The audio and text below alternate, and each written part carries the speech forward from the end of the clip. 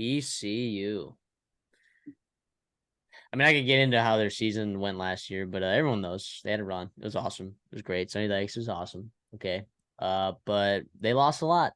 They lost a lot. Max Duggan, Steve Avila, Quinn Johnston, Demario Davis, Kendre Miller, Dylan Horton. I mean, all gone. All gone. That's a lot of production to replace. It is pretty miraculous that they were legitimately a top 10 team if you were to power rank them, right? But it is pretty amazing that they made it to the national championship. This was a team that was in the national championship last year, though, and the over-unders at 7.5. So, well, what's the deal?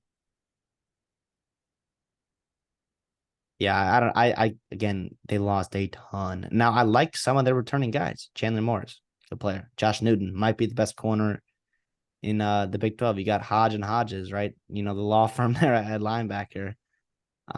Their O-line seems to be pretty good. I don't know if it'll be a strength. They got a good transfer coming in from Maryland, like Colton Deary, Willis Patrick. They're pretty high on, to play right guard for them. But the transfers from the wide receiver core, super interesting. John Paul Richardson, Oklahoma State, JoJo Earl, Alabama, Jack Beck, LSU. And Savion Williams is still there. He's a 6'4" dude, hoping to take that step into that Quentin Johnston role, be the alpha in that room. 7.5 schedule dynamics. It's not a brutal schedule. Down the stretch, it gets tough, right? They have that late bye, which I do like. I tend to like. But when you got to go Texas Tech, Texas, Baylor, Oklahoma, that's brutal. That's a brutal stretch for anybody. Yeah, and then to Kansas get to State before the bye too. Yeah. You got to go to you can Manhattan. limp into Kansas State. Yeah, so that'll be tough. I think they're first. They could be 7-0 right now and ranked 7-0 and be ranked really, really high, and they could finish 7-5, kind of like Ole Miss did. It was a year ago or 2 years ago, but yeah. What say you? Yeah, I lean over here. It's not a play for me, just because of how big the losses are. I do think Sonny Dykes, like he did last year, did very well in the transfer portal. Did very well. Garrett Riley, of course, is also a big loss too. But Kendall Briles come on, he's a proven offensive coordinator. Forget the stuff off the field, right? Like he's a good. Well, we're not going to forget it, right? But we should not forget it. We should not. We should not forget it. But if you're looking at it strictly from a football standpoint, also it's a good hire. I'll say this as well. This team ran the ball very effectively last year, very, very effectively, and they don't have Kendre Miller anymore, right? They don't have. They lose Max Steve Duggan Avila. helped him too. Max Duggan was really effective in the run game as well.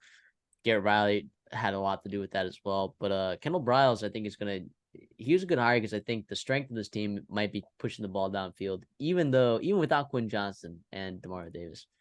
Or not, what's his name? Darius Davis. Darius Davis. Gosh, I think I said Demario Davis earlier, but sorry, Saints fans and TCU fans. But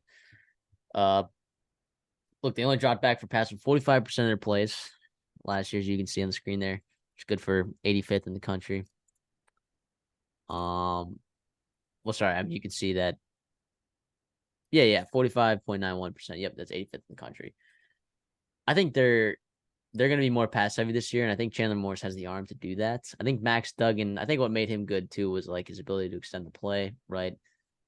Hit the guys that were open. I think the run game benefited him a lot. I think he was really good in play action. I think it's going to be a lot different. The offensive line definitely takes a step back, but they get some guys in the portal. I mean, Tommy Brockermeyer's no slouch. That's a Bama guy, right? He was highly recruited. Willis Patrick, I think. Brockermeyer might not even start, but I think they're really high on Willis Patrick. Nope, not Patrick Willis. Willis Patrick. Willis Patrick. Yeah, and Colton Deary from Maryland also is a pretty good guy that they have. So, yeah, I get that Quinn Johnston is a different breed, but Savion Williams is okay, right? They're not the same player, right? But the build is he's fine on the outside. He can play on the outside, okay? But also, if you know anything about Kendall Briles, Art Briles, Josh Heupel, any of those offenses, right? Though that old Baylor offense, you don't need elite receivers, right? I mean, a lot of these receivers, they ball out, right, in these offensive systems, and they get to the NFL. I mean, how many of them can we name off the top of our head? I mean, Coleman, I mean, Kendall Wright. Well, we'll see about Jalen Hyatt, but you don't need like elite receivers to run this offense at a high level.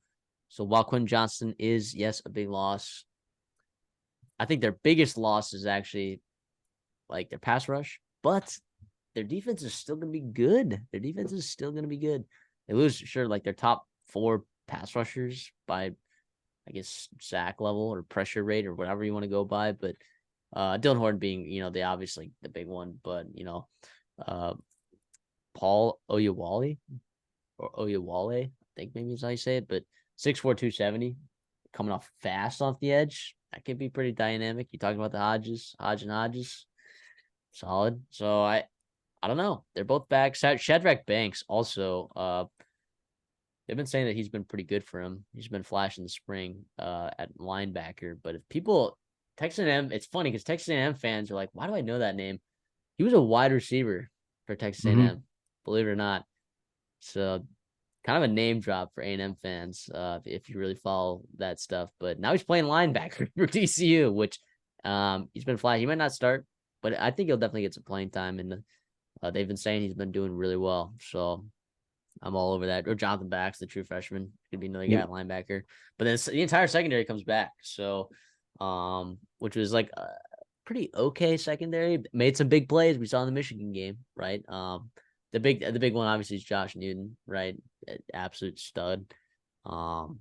Avery Helm, nice transfer. Channing Canada was like one of the top JUCO cornerback transfers in the country. So like again, Sonny Dykes, I think he did like all these guys I'm listening that they got out of the transfer portal, like I like a lot. So just do not be surprised if TCU goes over again, right? And so this could be good. I'm staying away from it. I lean over, but I'm not taking it. Just there's a lot of roster change, right? There's some volatility to this with the new offensive coordinator. I just, a lot of questions there. So I will be staying away.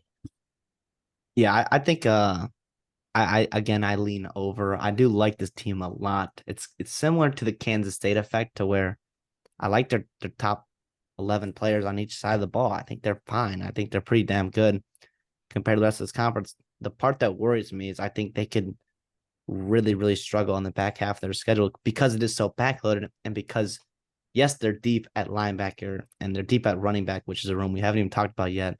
With you got to replace Kendra Miller, obviously, but Amani Bailey is awesome. I mean, TCU fans know anytime he came in for, Kendra Miller, he was really, really good. Trent Battle, a good compliment to him, as more of a thunder back to the lightning of Imani Bailey. And then Trey Sanders is kind of a unicorn there. Every year he gets, healthy and further away from that accident he had. He seems to be looking better and better. So it can be a really special room, but like running back and linebacker are their deepest rooms, and those don't really win you games, when it comes down to it. Yes, like those are important positions for sure, but you need pass rushers, you need people to defend the pass, you need people to protect your quarterback, right? And so I don't know how deep they are, and when it comes into the back half of the Big 12 schedule, how healthy are they going to be, which is something you can't project.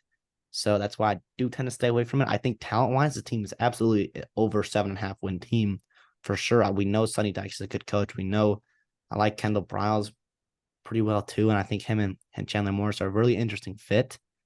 But I don't know if it's a team that I don't trust the whole roster to win 8 games. With the schedule that they have and the dynamics of it being so backloaded.